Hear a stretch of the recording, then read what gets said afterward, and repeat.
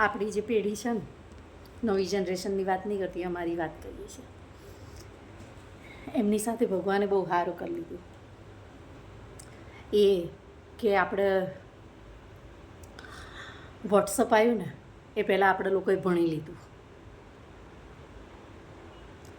જો વોટ્સઅપ પહેલાં આવી ગયું હોત તો અત્યારના નંગો છે ને જે રીતે ભણશે ફોનમાં ડૂબેલા હોય છે એવી હાલત આપણી થઈ જાત. પરીક્ષા હોય ને તો હું આ લખતા વાંચતા નહીં. સાચી વાત ને.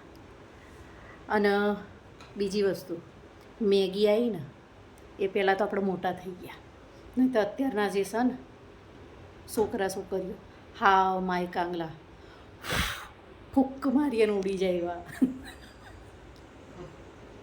ઢીલા ગેસ જેવા, આમ જોવાય ના ગમે.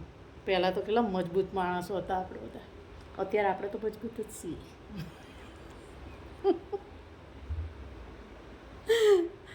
અને ત્રીજું કે મોબાઈલ આવ્યો ને એ પહેલાં આપણે પરણી લીધું. અત્યારે આપણે કહીએ છીએ ને હાય હાય આ છોડીઓ તો જો એક નહીં 4 બોયફ્રેન્ડ રાખસ, એ હાલ આપણા થયા હોત.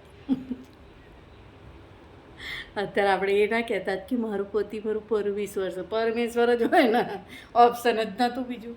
મોબાઈલ હોત તો ખબર પડે.